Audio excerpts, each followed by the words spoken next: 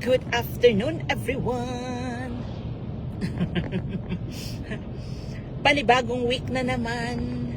Panibagong beginning. Happy Monday, beautiful people. I hope your Monday is amazing.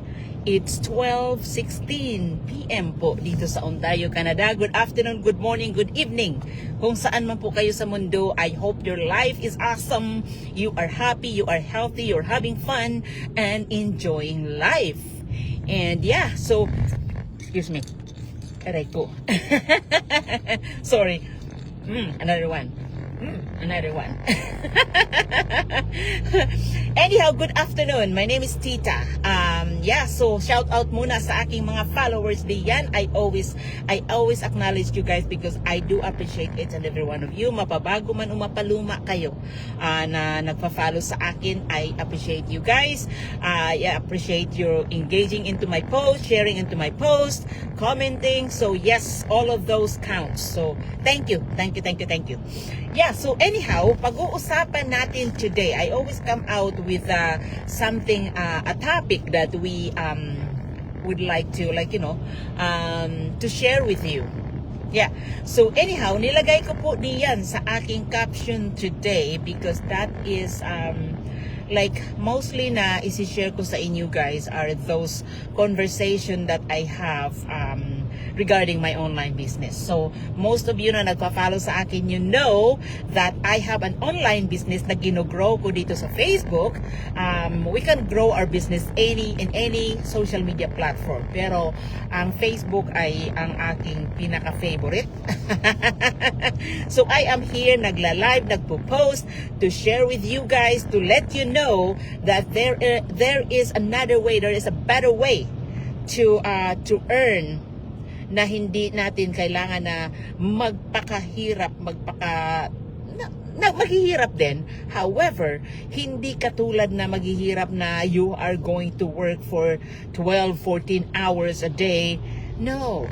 You still have to work, yes, because your business won't grow kung hindi nyo gagawin. Thank you sa aking 2 million viewers. Maraming salamat.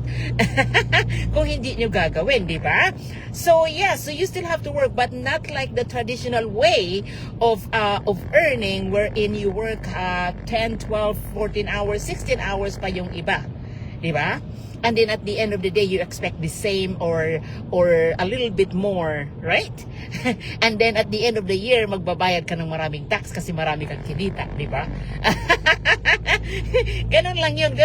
And then if you think about it, yung pinag-overtime mo ay pinambayad mo lang sa tax. That's how it will sum up. I've done that. So yeah, so it's very helpful kung meron kang business because you can write off a few things talaga. So yes, so every year hindi ako nagbabayad ng tax since I have my online business and ang aking Zumba, it's my business too.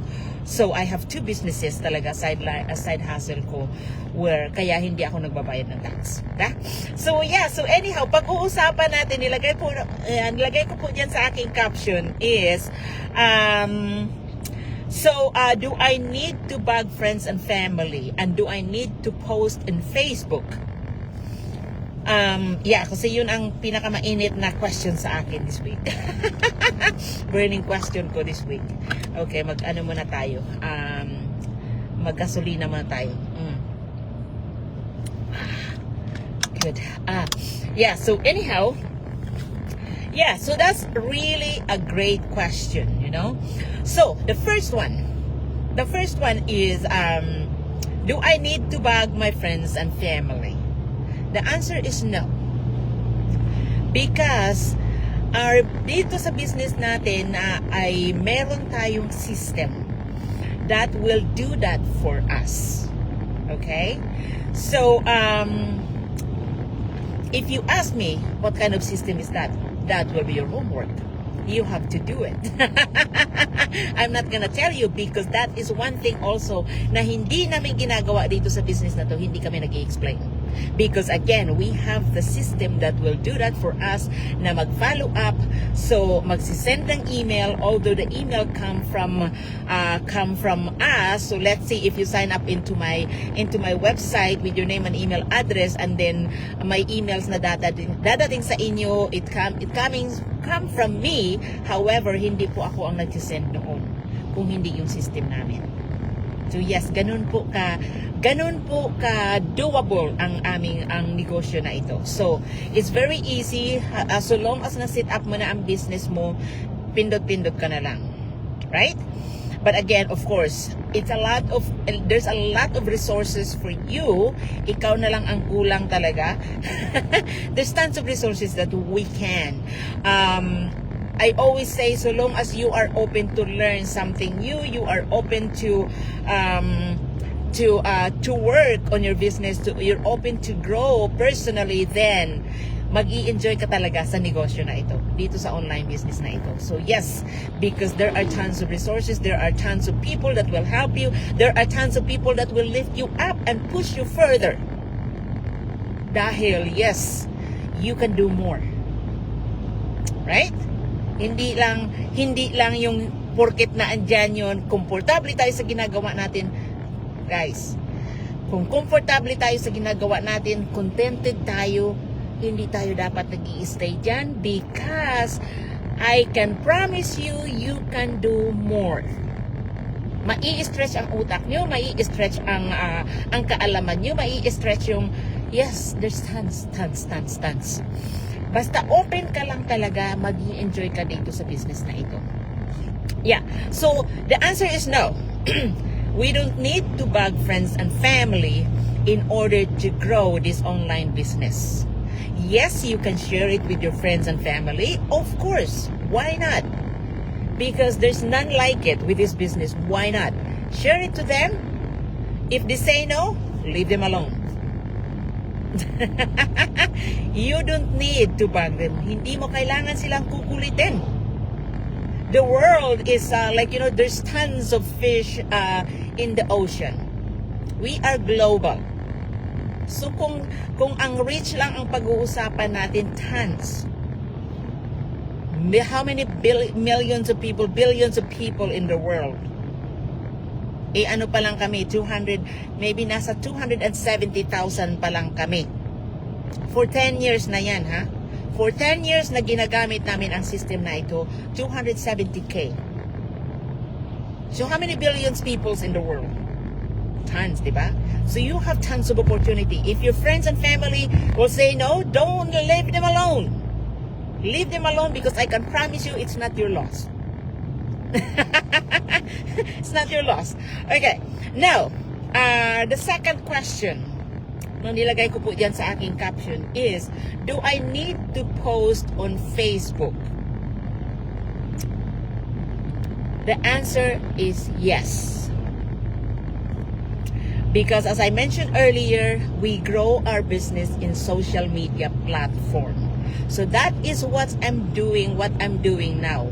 I am going live, I am posting, because I wanted you to know that there is a great opportunity out there na hindi nyo pa tinatap, na hindi nyo pa alam. And first of all, pag nakita nyo yung aming posts sa Facebook, or yung aming go live, or yung your aming ad sa Facebook, that means you are on Facebook. So why not take advantage of it? Instead of scrolling to Facebook, why won't you make money? Right? Diba? Because you're going to spend the same time anyway. Right? So nakikimarites ka lang sa Facebook, so why not use your time in a profitable way wherein ikaw pa rin ang mag-benefits, ikaw at ang family mo. So diba, Gabriel Mill, oh, I'm sorry, I can't understand. English, please. I'm sorry, but thank you for engaging, whatever it is. Yes, so yeah, so anyhow, anything that, like, because you're on the platform anyway. So why not take advantage and use your time um to your benefits. Diba? Because whatever you learn, whatever you get, um ikaw pa rin ang you'll be the one who will reap off the result, right? You and your family. Ooh. Hmm. Hmm. So someone sent me a message. See, that's what I'm talking about, right? We are not the one. We are not the one who are bugging friends and family. People are reaching out to us. See, I have someone who's sending me messages and giving me email address. See, so that's what I meant. We don't chase people. We don't bug people. They are the one who come to us because we have a proven system that we are using in this business. So, yeah. So circle back to my caption. The first question is, do I need to bug my friends and family to do this online business? The answer is no. The second question is, do I need to post in Facebook? Right? The answer is yes. Right? Because, like, put it this way. So Facebook is kind of our store. That is where people know us. That is where we we brand ourselves, who we are, right? For me, I am a mom. I am a fitness instructor. I am a business owner, of course. Yes, I love outdoors. I love the outdoors. We go biking, we do kayaking, we do whatever with my son, right? So that's me. That's my brand, right? So if you don't put yourself out there, nobody will know you. So the same way, if you have a traditional business, so let's talk about traditional business. If you have a store, you open a store, and you don't have a website, or you don't post anything on social media, because social media is really a great way for people to find you, right? Now, if you have a store, if you have a traditional store, you don't have a website, you don't advertise or like do any small advertisement or Facebook, whatever, who will know that you have a store? Right? So it's the same concept. It's the same concept if you have a business, a traditional business or online business. The difference is that traditional business, you have to be stationary. You have to be there. You have to be, when you open your store, you have to be there in order for people to look in order for you to help people to find something in your store, right? Whereas here in online business, we can take our business anywhere we are. We can access it anywhere we are. It doesn't matter if we are in our kids' game, if we are anywhere, because it is online. So even if we are on vacation, we can take it with us. And we don't have to stay there like 24/7 to man our business, because again, we can take it anywhere. And so we don't have to spend the whole day. We don't have to spend the whole day sitting in our store.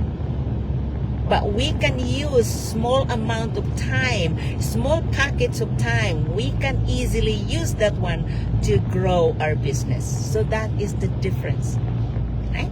So yes. So anyhow, I can talk a lot. I can talk more. Oh, I can talk more. Really, guys, I can talk more. However, I hope it makes sense. So yes, I'm not gonna stay long because I'm close to home. But anyhow, I hope it makes sense. Now, if you would like more information about the business, as I mentioned, I have my website in my business page. All you have to do, right, sign up with your name and email address, and our system will pick up after that. So our system will send you the information that you need. So as I mentioned earlier, even if it comes from my name, it's not me who send it to you, it's our system. That's how easy it is when you have your business set up already. So yeah, so feel free to sign up with your name and email address at my website. It's in my business page. And then when you have watched the webinar, if you have more questions, I am more than welcome to talk to you. Feel free to message me, and yes, I can guide you what is the next step. And I think that's it. That's all I have. Of course, I'm gonna connect with you again next time. But yes, I am here to grow my business. I am sharing this one with you guys to let you know that yes, there is another way to earn money where you don't have to work like endless hours. There's a way to earn money without the burnout. But anyhow, enjoy the rest of your Monday.